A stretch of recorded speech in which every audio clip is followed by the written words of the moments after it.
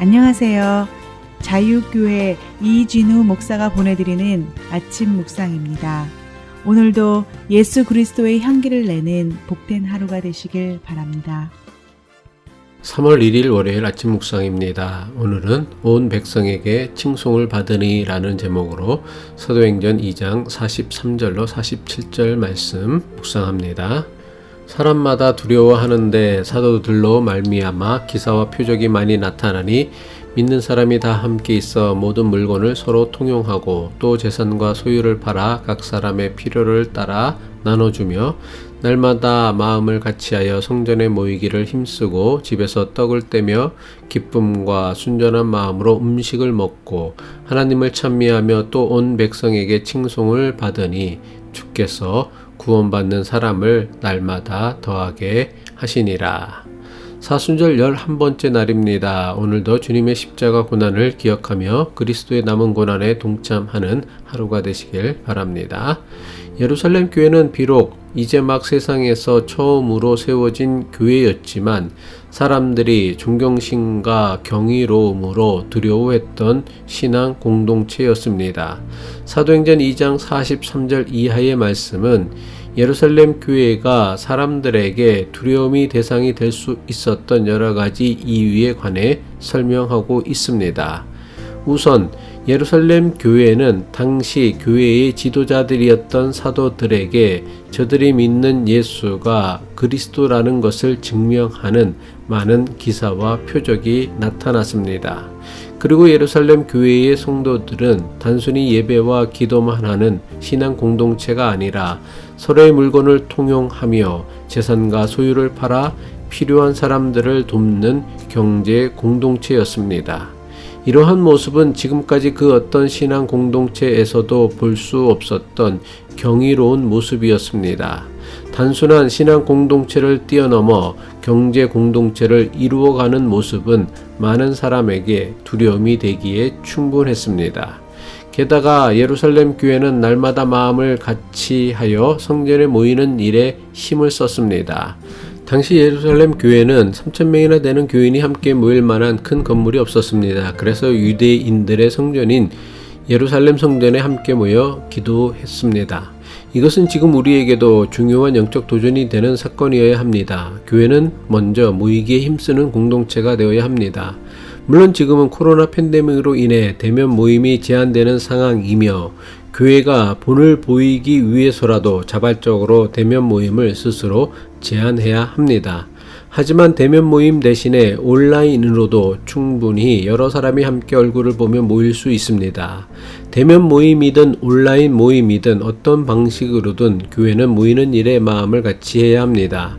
교회 공동체의 가장 강력한 능력과 힘은 오직 교인들이 함께 모이는 일에서부터 시작합니다. 모든 성도가 예루살렘 성전에 함께 모인 다음에는 소급으로 나뉘어 여러 집에서 모임을 이어갔습니다. 소급으로 나뉘어진 이들은 여러 집에서 떡을 떼며 기쁨과 순전한 마음으로 음식을 함께 먹으며 성도의 교제를 나누었습니다. 사도행전 2장 46절입니다. 날마다 마음을 같이하여 성전에 모이기를 힘쓰고 집에서 떡을 떼며 기쁨과 순전한 마음으로 음식을 먹고 집에서 떡을 떼며 음식을 먹었다는 사도행전의 기록은 저들이 단순히 음식만 나누어 먹은 것이 아닙니다. 저들은 음식을 먹기 전에 떡을 떼었습니다. 이전 아침 묵상에서도 설명했지만 떡을 뗀다는 것은 단순히 떡을 나누어 먹는 것이 아닙니다. 신약 성경에서 떡을 뗀다는 것은 예수님의 십자가 고난과 죽음을 기억하고 기념하는 성찬 예식을 거행한다는 것을 의미합니다. 한마디로 예루살렘 교회에는 가정에서 모일 때마다 먼저 예수님의 고난을 기억하고 기념하는 성찬 예식을 하고는 음식을 함께 먹는 친교를 나눈 것입니다.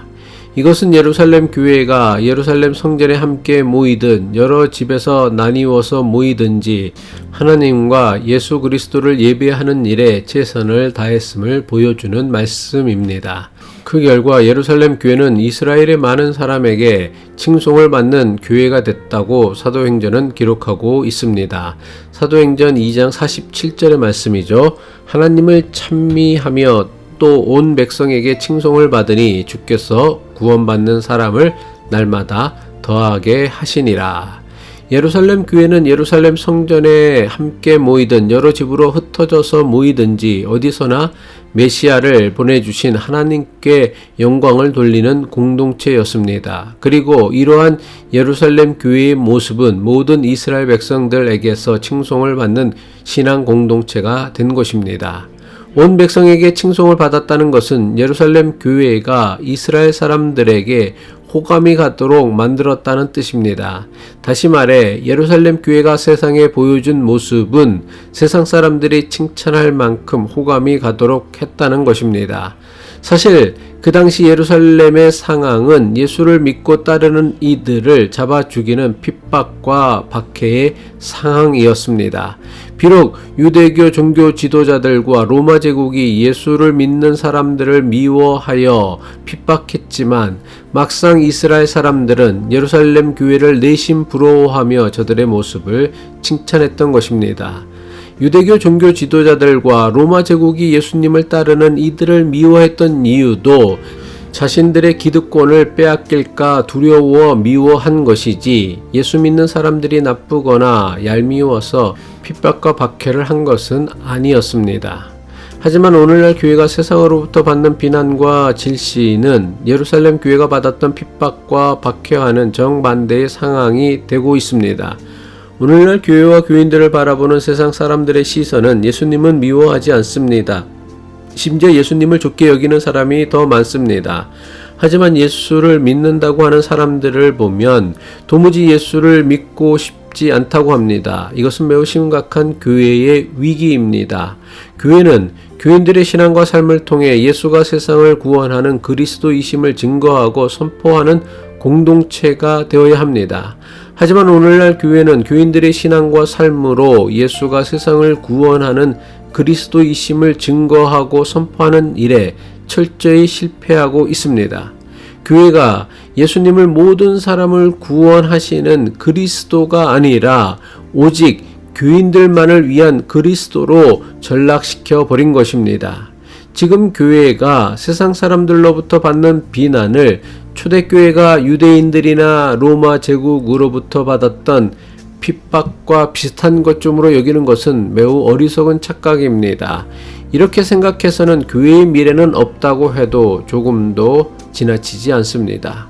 갈수록 교회가 전도하는 일이 어려워지고 있습니다. 이것은 세상 사람들이 예전보다 더 강팍해졌기 때문이 결코 아닙니다. 교회가 예전처럼 세상 사람들로부터 존경과 칭송의 대상이 아니라 이제는 비난과 미움의 대상이 되었기 때문입니다. 예루살렘 교회는 어떻게 했길래 주님께서 구원받는 사람을 날마다 더하게 하셨습니까? 예루살렘 교회는 하나님께 영광을 돌리는 교회였으며 동시에 많은 백성들에게 칭송을 받는 교회였기 때문입니다.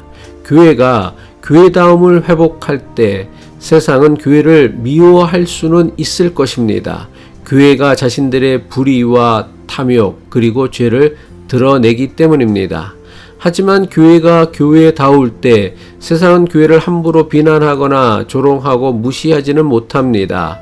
미워하지만 함부로 할 수 없어 두려워할 것입니다.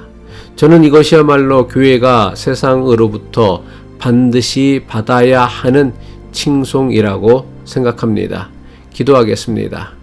갈수록 복음 전도가 어려워지는 이유는 복음의 진리나 능력이 없어서가 아니라 교회가 교회다움을 잃어버리고 있기 때문임을 애써 외면하지 않게 하옵소서.